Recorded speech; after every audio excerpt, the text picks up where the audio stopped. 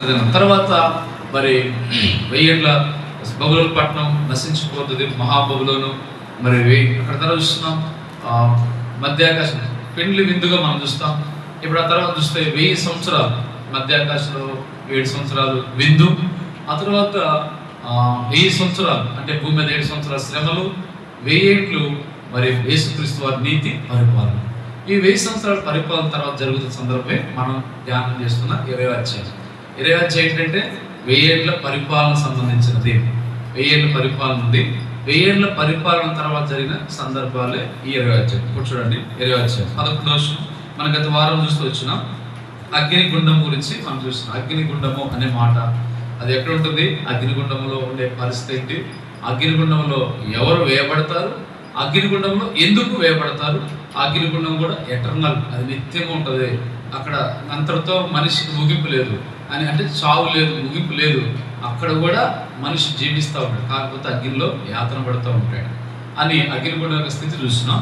ఆ తర్వాత మనం అక్కడ పై వచనాలు అగ్ని దిగి వచ్చే పరిస్థితి, అగ్ని దిగి వచ్చే సందర్భాలు, అగ్ని గుండం గురించిన సందర్భం. ఈ రోజు మనం 11వ వచనం చదవండి.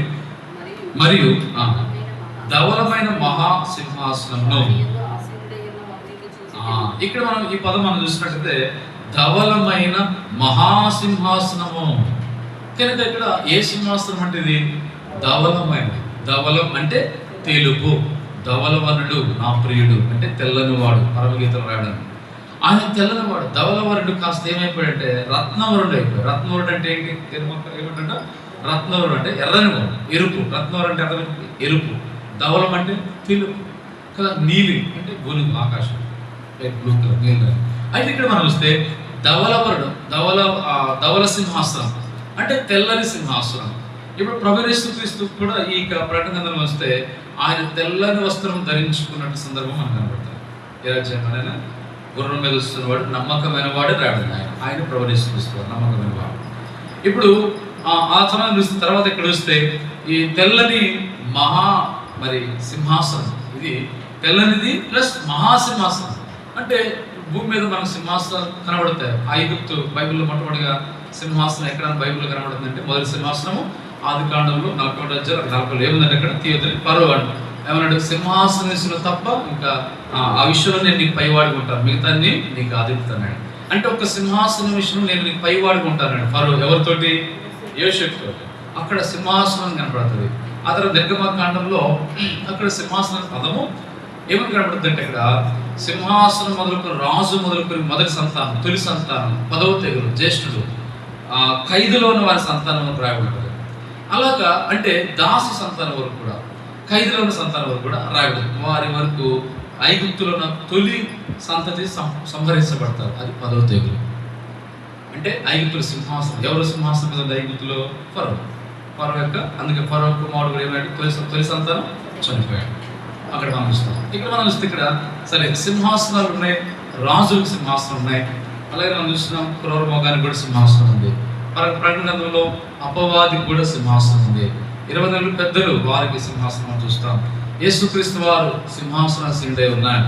ఇక్కడ మనము అపోస్తులకు యేసుప్రభు అన్నాడు 12 సింహాసనాలు మీరు ఆశీనులై ఉండి ఇశ్రాయేలు 12 గోత్రాలు మీరు ఏం చేస్తారు? తీర్పు తీరుస్తారు. అంటే అపోస్తులకు కూడా సింహాసనాలు ఉన్నాయి. ప్రభే చెప్పాడు కదా, యేసుప్రభు పేతురు, అయ్యా మేము ఇంత కష్టపడి అన్ని విడిచిపెట్టి వెంబడించాం, నీ సేవ చేస్తున్నాం, మాకేంటి ప్రభు అని పేతురు అడిగాడు. ఆయన అడగటం కూడా మంచిది అనుకోండి, ఎందుకంటే మనకు కొన్ని విషయాలు తెలిసినాయి. ఆయన అడిగినప్పుడు ఏం తెలిసిన ప్రభు చెప్పాడు కదా, ప్రపంచపున జన్మందు ఇశ్రాయేలు 12 గోత్రాల వారికి మీరు 12 సింహాసనాల మీద ఉండి 12 తీర్పుగా గోత్రాల వారికి తీర్పు తీరుస్తారు, 12 సింహాసనాలు మీకు ఇవ్వబడుతున్నాయి అనే విషయం మనకు తెలిసింది. అప్పుడు యేసుప్రభు భూమి మీద చెప్పినప్పుడు సమర స్త్రీ కూడా అడిగిన విషయం మంచిది. ఆమె అడిగిన విషయం కూడా మనం కొంత తెలుసుకున్నాం. ఆరాధన గురించిన విషయం, మెషియాను గురించిన విషయం, ఆరాధన కొండ మీద ఆరాధించే విషయం, అసలు ఆరాధన అంటే ఏంటో అక్కడే అర్థమవుతుంది. కనుక మనం చూస్తే సరే ఇప్పుడు మనం చూడండి, ఇక్కడ సింహాసనమైన పదాలు మన బైబిల్లో అనేక ఉన్నాయి. అయితే ప్రజెంట్ మనం యేసుక్రీస్తు ప్రభువు ఎక్కడ ఉన్నారంట, ఆయన గురించి మనం అపోస్తుల కార్యాలు 7వ అధ్యాయం స్తెఫను పలికాడు. ఎబ్రీ పత్రికలో అపోస్తుల పౌలు అన్నాడు ఏమంటే, ఆకాశం సింహాసనాసీనుడైనది, ఇదిగో ఆకాశం తెరవబడింది, ఆయన సింహాసనం దేవుడు ప్రభువు లేచి నిలబడ్డాడు అని స్తెఫను అంటాడు. అంటే ప్రజెంట్ మనము గల్లీలో కొండ మీద చేసుకుని పరలోకానికి ఆరోహణ అయ్యాడు. అపోస్తలుల కార్యం 1వ అధ్యాయంలో, లూకాసు వార్త 24వ అధ్యాయం, ఒలీవల కొండ మీద వచ్చి ఆయన పరలోకానికి ఆరోహణ వెళ్ళిపోయినాడు. వెళ్ళిపోయిన తర్వాత ఎక్కడ ఉన్నాడంటే తండ్రి కుడి పార్శ్వం సింహాసనం ముందు ఆసీనుడై ఉన్నాడు. అందుకే సింహాసనం నుంచి లేచి నిలబడ్డాడు. స్తెఫను హతసాక్షి అయ్యే టైంలో అంటే యేసుప్రభువు వారు పరలోకంలో ఉన్నాడు, సింహాసనం ముందు ఆసీనుడై ఉన్నాడు. కనుక యేసుక్రీస్తు వారు పరలోకంలో సింహాసనం ముందు కూర్చొని ఉన్నాడు, సింహాసనం ముందు ఉన్నాడని లేఖనాలు మనకు తెలియపరుస్తున్నాయి. అయితే ఆయనకు ఆయా సింహాసనాలు ఉన్నాయి. జయించేవారు నాతో కూడా, నా తండ్రితో నాతో కూడా నా సింహాసనం ముందు కూర్చొనిస్తానన్నాడు. అంటే ఆ సింహాసనం వేరు, జయించిన వారు మరి యేసుక్రీస్తు కూర్చున్న సింహాసనం వేరు. ఆ సింహాసనం కూర్చున్నప్పుడు ఎందుకు వేరంటే ధవల సింహాసనము ఈ సింహాసనం వేరు వేరు. ఎందుకంటే ధవల సింహాసనం మీద కూర్చున్నది ఎవరు? యేసుప్రభు. తీర్పు తీర్చేది ఎవరు? యేసుప్రభు. కానీ జయించినప్పుడు కూర్చునే సింహాసనం మీద పరలోకంలో జయించిన వారు తీర్పు తీరుస్తారా? తీర్చారు. పరలోకంలో తీర్పు తీర్చేది ఎవరు? ఒకరే, యేసుప్రభు. అందుకే జయించిన వాడు నాతో కూడా సింహాసనం కూర్చుంటాడు. కానీ ఆ సింహాసనం వేరు. అందుకే సింహాసనాలు వేరు వేరుగా ఉన్నాయి. ధవల సింహాసనం ఉంది కదా, అక్కడ ప్రభు జయించిన వారికి ఇచ్చే సింహాసనం ఉంది. కనుక మనం పరలోకం చూస్తే ఆకాశము కూడా ఆయనకి ఏమైందంట, భూమి నా పాదం పెట్టిన ఆకాశము సింహాసనం, అదొక సింహాసనం ఉంది. ఇంకో సింహాసనం ఉంది. ఇంకో సింహాసనం ఎక్కడ తీసుకున్న వారికి 1000 ఏళ్ల పరిపాలనలో దావీదు సింహాసనం అని కూర్చుంటాడు. ఏ సింహాసనం ఇది? దావీదు. ఎందుకు దావీదు సింహాసనం అంటే ఇశ్రాయేల్ దేశంలో ఆయన యూదా గోత్రం నుంచి భూమి మీదకి వచ్చాడు, అందుకే దావీదు కుమారుడా అని పిలిచాడు. అలాగే దావీదు పేట వచ్చిన, ప్రభు పేట వచ్చిన వారు స్తుతించబడును గాక, దావీదు యూదా గోత్రం దావీదు కుమారుడుగా పిలువబడ్డాడు. ఇప్పుడు యెరూషలేములో ప్రపంచ 1000 ఏళ్ల పరిపాలనలో ఆయన ప్రపంచంలో భూమి మీదనే 1000 ఏళ్ల పరిపాలన భూమి మీద కూర్చొని సింహాసనం అక్కడ 1000 సంవత్సరాల భవిష్యత్తులో పరిపాలన చేయబోదు. ఈ సింహాసనం వేరు, ఇది పరిపాలన సింహాసనం, ఇక్కడ తీర్పు తీర్చే సింహాసనం. అందుకే సింహాసనాల్లో కూడా వేరు వేరు ఉంది.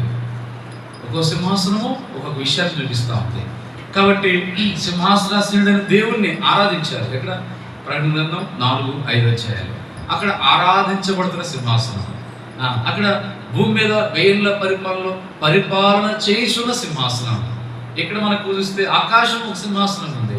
మరి అలాగనే పరలోకంలో సింహాసనం కూర్చున్నాడు తండ్రి దగ్గర, అదొక సింహాసనం ఉంది. అలాగనే యేసుక్రీస్తు ప్రభువారు తీర్పు తీర్చే టైంలో ఆయన సింహాసనం కూర్చొని తీర్పు తీర్చిపోతున్నాడు. జడ్జిగా ఆయన పరలోకపు హెవెన్లీ జడ్జి. ఇప్పుడు అది తీర్పు సందర్భం. ఈ ధవల సింహాసనం చూడండి, ధవలమైన మహాసింహాసనం. ఏ సింహాసనం అంటే ఇది? తెల్లనిది ప్లస్ మహాసింహాసనం. అంటే సింహాసనాలు ఉన్నాయి కానీ వాటన్నిటికీ మించిన సింహాసనం ఎవరిదంటే ప్రభు అయిన యేసుక్రీస్తు వారి. మహా అంటే అర్థం ఇంగ్లీష్లో ఉంటుంది కదా, మహాదేవుడు అంటే అర్థం గ్రేట్ గాడ్ అని అంటారు. గ్రేట్ గాడ్ అంటే అంటే గొప్ప సింహాసనం అర్థం. ఎందుకంటే ఇలాంటి సింహాసనం ఎవరికి కూడా లేదు. ఎగ్జాంపుల్ మనం చూస్తే భూమి మీద సింహాసనాలు ఉన్నాయి. మొదలుకొని 42 మంది రాజులు ఉన్నారు. ఇశ్రాయేల్ రాజులు 42 మంది రాజులకు ఏమున్నాయి? సింహాసనాలు ఉన్నాయి. మరి భూమి మీద పరిపాలన చేసిన అలెగ్జాండర్ చక్రవర్తి కావచ్చు, లేకపోతే అనేక రాజులు పరిపాలన చేస్తారు కదా, వాళ్ళ పేరు మనకు చరిత్ర పుస్తకాలు కనబడుతుంటాయి. వాళ్ళకు కూడా సింహాసనాలు ఉన్నాయి. సరే, ఇప్పుడు వీళ్ళందరి సింహాసనంలో భూమి మీద చూద్దాం. ఒక ప్రభు సింహాసనం పక్కన పెడదాం, తర్వాత చూద్దాం. ముందు భూమి మీద మనుషుల సింహాసనాలు చూద్దాం. ఈ భూమి మీద మనుషుల సింహాసనాల్లో ఏ సింహాసనం పెద్ద సింహాసనం లేదా గొప్ప సింహాసనం? ఎవరిది? Very good, Solomon. కరెక్ట్. ఎందుకంటే అక్కడ సొలొమోన్ గురించి రాడింది, రాజుల గ్రంథం రాడింది. ఆయన దంతముతో చేయబడి బంగారంతో పొదిగించబడిన పెద్ద సింహాసనం రావడం. ఎందుకంటే ఆయన రాజు కాబట్టి ఆయనకి అతనాలు బంగారం అంటే కొరత లేదు. వ్యక్తిని కొన్ని ఎన్నికలు లెక్కలు ఉన్నాయి. అదే ధనవంతుడు కనుక ఎంత గొప్ప రాజ్యం ఉంది కనుక గొప్ప పెద్ద మహాసింహాసనం వేసుకున్నాడు. అంటే భూలోకంలో ఉన్న సొలొమోన్ లాంటి సింహాసనము ఏ రాజులు కూడా లేదు. మానవ రీత్యా చూస్తే సొలొమోనుకున్న జ్ఞానం ఏ మనిషికి లేదు ప్రపంచ చరిత్ర. అందుకే యేసు ప్రభువు అంటాడు, సొలొమోను కంటే గొప్పవాడు ఇక్కడ ఆయన యేసు ప్రభువు. అంటే జ్ఞాన విషయంలో సొలొమోనే గొప్పవాడు, మానవ రీత్యా. ఐశ్వర్య విషయంలో సొలొమోనే గొప్పవాడు, పేరు ప్రఖ్యాతల విషయంలో, ఘనత విషయంలో సొలొమోనే గొప్పవాడు, సింహాసన విషయంలో సొలొమోనే గొప్పవాడు.